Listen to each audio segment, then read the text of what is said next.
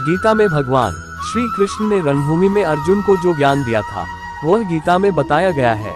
गीता में कुल 18 अध्याय हैं और उन सभी का अपना अलग अलग महत्व है। आइए जानते हैं गीता के पहला अध्याय का महत्व क्या है। श्री गीता उपनिषदों का सार है। महाभारत युद्ध के समय रणभूमि में भगवान श्री कृष्ण ने अर्जुन को जो ज्ञान दिया था वह गीता में बताया गया है। गीता में ऐसी बहुत सी बातें हैं जो मनुष्य को जीवन की कई कठिनाइयों को आसान बनाती है। इतना ही नहीं, गीता पढ़ने पर मनुष्य को बहुत सी नई जानकारियां भी मिलती है। साथ ही हर अध्याय के नियमित पाठ का अपना लाभ और महत्व है। भगवान शिव ने देवी पार्वती को गीता के पहले अध्याय के पाठ का महत्व जो बताया है वही यहाँ आपके लिए प्रस्तुत है। लेकिन गीता के पहले अध्याय के महत्व को जानने से पहले जान लीजिए श्रीमद् भगवद गीता के प्रथम अध्याय की खास बातें। गीता के पहले अध्याय का नाम अर्जुन विषाद योग है। इस अध्याय में कुरुक्षेत्र के मैदान में उपस्थित बंधुओं और संबंधियों को सामने देखकर अर्जुन के मन में उठे विषाद और मनस्थिति का वर्णन किया गया है, जिसे संजय धृतराष्ट्र को बताते हैं। गीता प्रथम अध्याय का महत्व। एक समय पार्वती जी ने पूछा है, महादेव जी किस ज्ञान के बल पर संसार के सब लोग आपको शिव कहकर पूछते हैं। मृगछाला ओढ़े और अपने सभी अंगों में शमशान की विभूति लगाए, गले में सर्प और नर मुंडों की माला पहने हुए हो, इनमें तो कोई भी पवित्र नहीं, फिर आप किस ज्ञान से पवित्र माने जाते हैं। तब महादेव ने उत्तर दिया कि हे प्रिय सुनो, मैं गीता ज्ञान को अपने हृदय में धारण करने से पवित्र माना जाता हूँ। इस ज्ञान से मुझे बाहर के कर्म नहीं व्यापते। तब पार्वती जी ने कहा कि हे भगवान, जिस गीता ज्ञान की आप ऐसी स्तुति करते हैं उसके श्रवण करने से कोई कृतार्थ भी हुआ है। महादेव ने उत्तर देते हुए कहा कि इस ज्ञान को सुनकर बहुत से जीव कृतार्थ हुए हैं और आगे भी होंगे। मैं तुम्हें एक पुरातन कथा कहता हूँ, तुम सुनो। एक समय पाताल लोक में शेषनाग की शैया पर श्री नारायण जी नैन मूंद कर आनंद में मग्न थे। उस वक्त भगवान के चरण दबाते हुए लक्ष्मी जी ने पूछा, है प्रभु, निद्रा और आलस्य तो उन पुरुषों को व्यापता है जो जीव तामसी होते हैं, फिर आप तो तीनों गुणों से अतीत हो। आप तो वासुदेव हो, आप जो नेत्र मूंद रहे हो, इससे मुझके बड़ा आश्चर्य है। नारायण जी ने उत्तर देते हुए कहा, हे लक्ष्मी, मुझको निद्रा आलस्य नहीं व्यापता। एक शब्द रूप जो भगवत गीता है उसमें जो ज्ञान है उसके आकार रूप है। ये गीता शब्द रूप अवतार है। इस गीता में यह अंग है, 5 अध्याय मेरे मुख है, 10 अध्याय मेरी भुजा है, 16वां अध्याय मेरा हृदय और मन और मेरा उदर है, 17वां अध्याय मेरी जंघा है, 18वां अध्याय मेरे चरण है। गीता श्लोक ही मेरी नाड़ियां हैं और जो गीता के अक्षर है वो मेरा रोम है। ऐसा मेरा शब्द रूपी जो गीता ज्ञान है उसी के अर्थ में हृदय में विचार करता हूँ और बहुत आनंद प्राप्त होते हूँ। लक्ष्मी जी बोली, हे श्री नारायण जी, जब श्री गीता जी का इतना ज्ञान है तो उसको सुनकर कोई जीव कृतार्थ भी हुआ है, सो मुझसे कहो। तब श्री नारायण ने कहा, हे लक्ष्मी, गीता ज्ञान को सुनकर बहुत से जीव कृतार्थ हुए हैं, सो तुम श्रवण करो। एक व्यक्ति था जो चांडालों के कर्म करता था और तेल नमक का व्यापार करता था। उसने एक बकरी पाली। एक दिन वह बकरी चराने के लिए वन में गया और वृक्ष से पत्ते तोड़ने लगा। वहां उसे एक सांप से दंश लिया, जिससे वह तुरंत मर गया। मरने के बाद उसने बहुत से नरक भोगे और फिर उसका जन्म बैल के रूप में हुआ। उस बैल को एक भिक्षुक ने मोल लिया। वह भिक्षुक उस पर चढ़कर सारे दिन मांगता फिरे, जो कुछ भिक्षा मांग कर लाता वह उसे अपने परिवार के साथ मिलकर खाता और वो बैल सारी रात द्वार पर खड़ा रहता। उसके खाने पीने का भी कोई ख्याल नहीं करता था और सुबह होते ही बैल पर चढ़कर फिर मांगने निकल जाता। जब बहुत दिन हो गए तो वह बैल भूख से गिर गया, लेकिन उसके प्राण नहीं निकले। नगर के लोगों ने देखा और उस बैल को कोई तीरथ का फल दे तो कोई व्रत का फल दे, तब भी उस बैल के प्राण नहीं छूटे। एक दिन गणिका आई। उसने लोगों से पूछा, ये कैसी भीड़ है? तो उन्होंने कहा कि इसके प्राण नहीं निकलते, अनेक पुण्यों का फल दे रहे हैं तो भी इसकी मुक्ति नहीं होती। तब गणिका ने कहा कि मैंने जो कर्म किया है उसका फल मैंने इस बैल को दिया है। इतना कहते ही बैल की मुक्ति हो गई। तब बैल ने एक ब्राह्मण के घर जन्म लिया। पिता ने उसका नाम सुशर्मा रखा। उसके पिता ने उसे पढ़ाया लिखाया। उसको अपने पिछले जन्म की सुध थी। उसने एक दिन मन में विचार किया, जिस गणिका ने मुझे बैल की योनि से छुड़ाया था उसका दर्शन करूं। विप्र चलते चलते गणिका के घर गया और कहा, आप मुझे पहचानती हैं? गणिका ने कहा, मैं नहीं जानती, तुम कौन हो? तब उसने कहा कि मैं वही बैल हूँ जिसको आपने अपने पुण्य दिए थे। तब मैं बैल की योनि से छूटा था, अब मैं विप्र के घर जन्म हूँ, आप अपना पुण्य बताएं।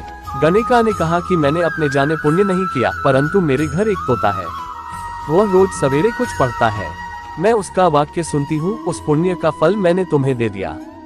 तब विप्र ने तोते से पूछा कि तू सवेरे क्या पढ़ता है? तोते ने कहा, मैं पिछले जन्म में विप्र का पुत्र था। मेरे पिता ने मुझे गीता के पहले अध्याय का पाठ सुनाया करते थे।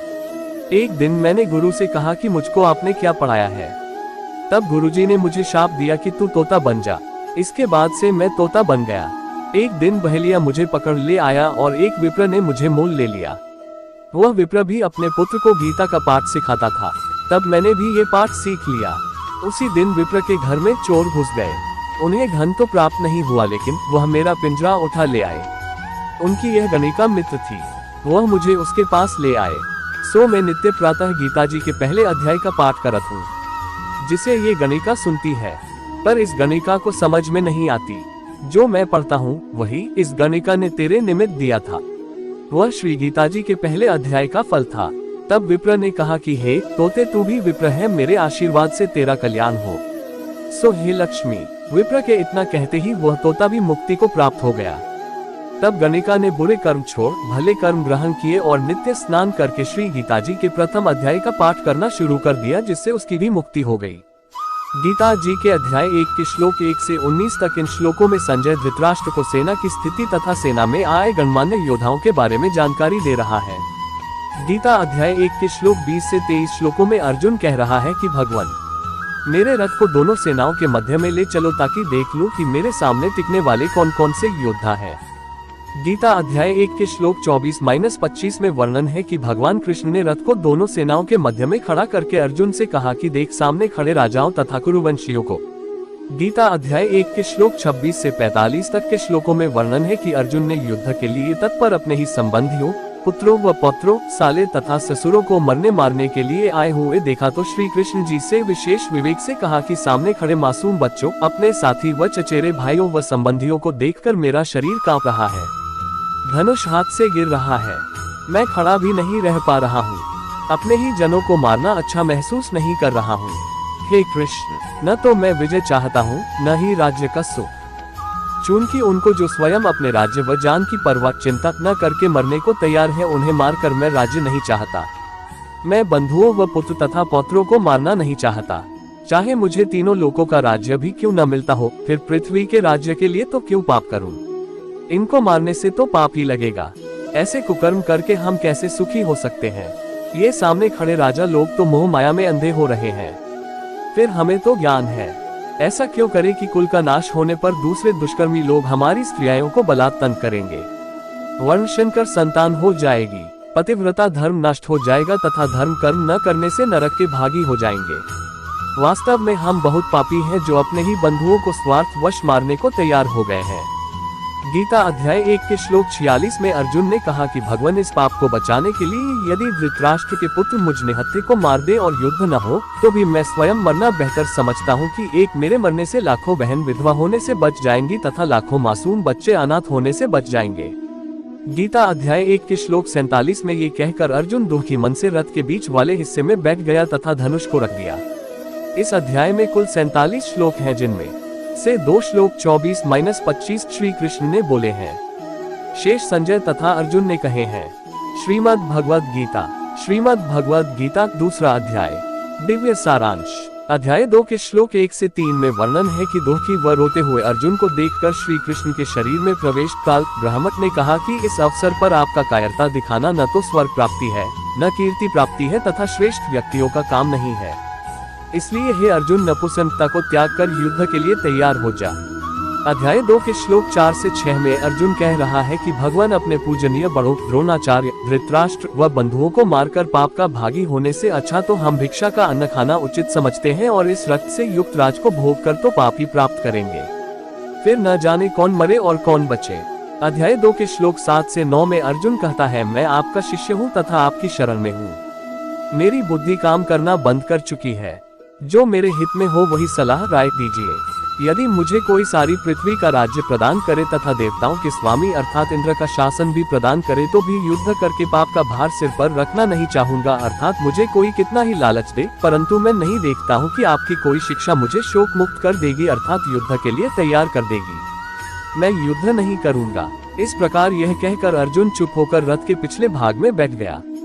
गीता ज्ञान बोलने वाले के भी जन्म मृत्यु होते हैं। अध्याय 2 के श्लोक 10 से 16 में वर्णन है कि अर्जुन को दैत्य में ग्रस्त देखकर मुस्कुराते हुए भगवान बोले कि हे अर्जुन, शोक न करने वाली बात का शोक कर रहा है तथा ज्ञान कह रहा है पंडितों जैसा। विद्वान लोग मरने जीने की चिंता नहीं करते। यह नहीं है कि हम तुम और ये सभी सैनिक पहले कभी नहीं थे या आगे न होंगे, इसलिए दैत्य सुख सहन करने की हिम्मत रख और हम तुम ये सब सदा जन्म मरण में ही हैं। विशेष विवेचन। गीता अध्याय 2 के श्लोक 16 में वर्णन है कि असत यानी नाशवान का अस्तित्व चिरकाल तक नहीं रहता तथा सत यानी अविनाशी का अस्तित्व सदा रहता है। अविनाशी परमात्मा है, उसका अंश आत्मा भी अविनाशी है। परमात्मा से संपूर्ण संसार व्याप्त है यानी विस्तार को प्राप्त हुआ है। उस अविनाशी परमात्मा का अभाव, अनुपस्थिति किसी समय में नहीं होता है।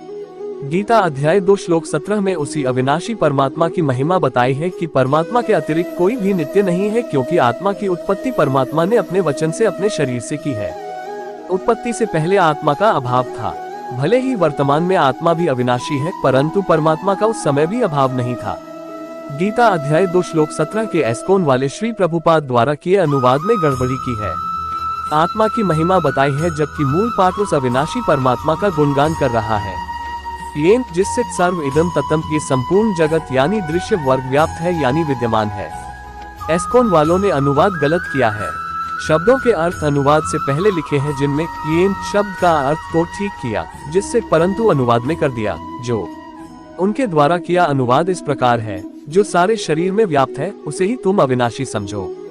उस अव्यय आत्मा को नष्ट करने में कोई भी समर्थ नहीं है। अध्याय 2 श्लोक 17। इसी गीता अध्याय 2 श्लोक 17 का अनुवाद गीता प्रेस गोरखपुर से मुद्रित व प्रकाशित तथा जयदयाल गोयनका द्वारा अनुवादित में ठीक किया है, जो इस प्रकार है। नाशरहित तो उसको जानिए जिससे ये संपूर्ण जगत यानी दृश्य वर्ग व्याप्त है। उस अविनाशी का विनाश करने में कोई भी समर्थ नहीं है। अध्याय 2 श्लोक 17।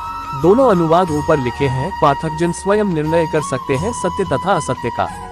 वर्तमान में एस्कोन वालों की श्री प्रभुपाद जी द्वारा अनुवादित गीता का अधिक प्रचार हो रहा है, जिसके प्रथम पृष्ठ पर लिखा है श्रीमद् भगवद गीता यथारूप। श्रद्धालु जन यथारूप शब्द देखकर आकर्षित होकर इस अनुवादित गीता को मोल लेते हैं, जिसमें यथारूप के स्थान पर गलत अनुवाद अधिक है। अन्य उदाहरण, गीता अध्याय 18 श्लोक 66 के अनुवाद में भी यही गलती कर रखी है। शब्दों के अर्थ में व्रज शब्द का अर्थ जाओ ठीक किया है, परंतु अनुवाद में आओ किया है, जो स्पष्ट गलती है। आश्चर्य की बात तो यह है कि सन 1983 से सन 2012 तक 29 वर्षों में 48 संस्करणों में कुल 68,06,000 गीता भारत में वितरित हो चुकी हैं, जिनके प्रचार से गीता का बिगड़ा रूप पाठकों को पढ़ने को मिल रहा है। यथारूप की आड़ में गीता के ज्ञान को अज्ञान बनाकर जनता में फैलाया जा रहा है, जो एक अपराध है, भोली जनता के साथ धोखा है। वैसे तो मेरे रामपाल के अतिरिक्त सर्व अनुवादकों ने गीता शास्त्र का अनुवाद व भावार्थ गलत किया है, परंतु एस्कोन वालों ने तो और अधिक बिगाड़ दिया है। पाठक जन गीता का यथारूप इस पुस्तक में पढ़ेंगे। गीता अध्याय 2 श्लोक 18.20 में जीवात्मा का वर्णन है। गीता अध्याय 2 श्लोक 16 में कहा कि सत तथा असत को तत्वदर्शी संत ही ठीक ठीक बताते हैं। उन्होंने दोनों को देखा है यानी जाना है। अविनाशी प्रभु तो गीता ज्ञान दाता से अन्य है। अध्याय 2 के श्लोक 17 का भावार्थ है कि गीता ज्ञान दाता काल भगवान ने ऊपर के श्लोकों में कहा है कि अर्जुन, हम सब, मैं और तू तथा सर्व प्राणी जन्म मरण में हैं। श्लोक 17 में कहा है कि वास्तव में अविनाशी तो उसी परमेश्वर पूर्ण ब्रह्म को ही जान, जिससे ये सर्व ब्रह्मांड व्याप्त व्यवस्थित है। उस अविनाशी सत्पुरुष का कोई नाश नहीं कर सकता। उसी की शक्ति प्रत्येक जीव में और कण दो में विद्यमान है। जैसे सूर्य दूर स्थान पर होते हुए भी उसका प्रकाश व उष्णता पृथ्वी पर प्रभाव बनाए हुए है, जैसे सौर ऊर्जा के संयंत्र को शक्ति दूरस्थ सूर्य से प्राप्त होती है, उस संयंत्र से जुड़े सर्व पंखें व प्रकाश करने वाले बल्ब आदि कार्य करते रहते हैं। इसी प्रकार पूर्ण परमात्मा सत्यलोक में दूर विराजमान होकर सर्व प्राणियों के आत्मा रूपी संयंत्र को शक्ति प्रदान कर रहा है। उसी की शक्ति से सर्व प्राणी व भूगोल गति कर रहे हैं। जिन शास्त्राविरुद्ध साधकों को परमात्मा का लाभ प्राप्त नहीं हो रहा, उनके अंतःकरण पर पाप कर्मों के बादल छाए होते हैं। सद्गुरु शरण में आने के पश्चात सत्य साधना शास्त्राविधि अनुसार करने से वे पाप कर्मों के बादल समाप्त हो जाते हैं, जिस कारण से पूर्ण संत की शरण में रहकर मर्यादावत साधना करने से परमात्मा से मिलने वाली शक्ति प्रारंभ हो जाती है। कबीर परमेश्वर के शिष्य गरीबदास जी ने कहा है, जैसे सूरज के आगे बदरा ऐसे कर्म छयारे, प्रेम की पवन करे चित मंजन झलके तेज नयारे। सरलार्थ, जैसे सूर्य के सामने बादल होते हैं, ऐसे पाप कर्मों की छाया जीव व परमात्मा के मध्य हो जाती है। पूर्ण संत की शरण में शास्त्राविधि अनुसार साधना करने से, प्रभु की भक्ति रूपी मंजन से, प्रभु प्रेम रूपी हवा चलने से पाप कर्म रूपी बादल हटकर भक्त के चेहरे पर नई चमक दिखाई देती है, अर्थात परमात्मा से मिलने वाला लाभ प्रारंभ हो जाता है। यही प्रमाण गीता अध्याय 18 श्लोक 61 में है कि पूर्ण परमात्मा प्रत्येक प्राणी को उसके कर्मों के अनुसार यंत्र मशीन की तरह भ्रमण करवाता है, तथा जैसे पानी के भरे मटकों में सूर्य प्रत्येक में दिखाई देता है, ऐसे परमात्मा जीव के हृदय में दिखाई देता है। गीता अध्याय 18 श्लोक 46 में भी यही प्रमाण है।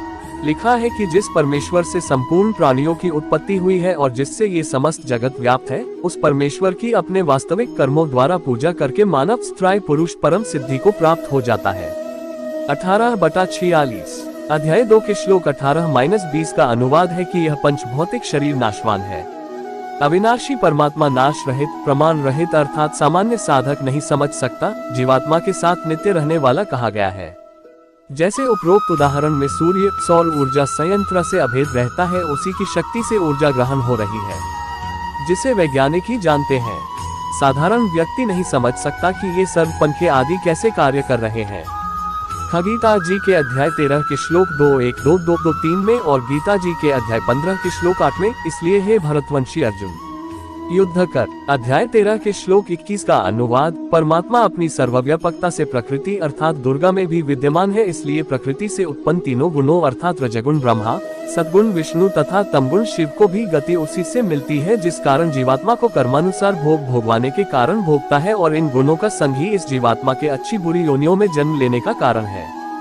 जैसे सौर ऊर्जा का प्रयोग कोई पशु काटने की मशीन चलाने में प्रयोग करता है, कोई जूस रस निकालने की मशीन चलाने में प्रयोग करता है, ये सर्व कार्य सौर ऊर्जा से ही होता है। इसी प्रकार परमात्मा की शक्ति युक्त साधक उसका जैसा प्रयोग करता है, वह श्रेय परमात्मा के गुण अर्थात शक्ति को ही जाता है। अध्याय 13 के श्लोक 22 का अनुवाद, इस देह में स्थित यह पर पुरुष अन्य परमेश्वर यानी सत्पुरुष वास्तव में परमात्मा ही है, वही साक्षी होने से उपद्रष्टा और यथार्थ सम्मति देने वाला होने से अनुमंता, सबका धारण पोषण करने वाला होने से भर्ता, यज्ञों यानी धार्मिक अनुष्ठानों में भोग लगाने से भोक्ता, ब्रह्म व परब्रह्म आदि का भी स्वामी होने से महेश्वर और परमात्मा ऐसा कहा गया है।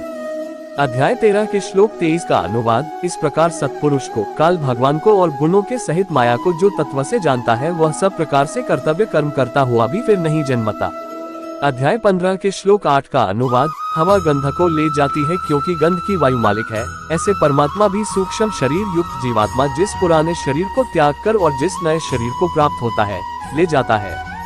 भावार्थ, परमात्मा की निराकार शक्ति आत्मा के साथ ऐसे जानो जैसे मोबाइल फोन रेंज से ही कार्य करता है, तो वह एक स्थान पर होते हुए भी अपनी रेंज से अपने क्षेत्र वाले मोबाइल फोन के साथ अभेद है।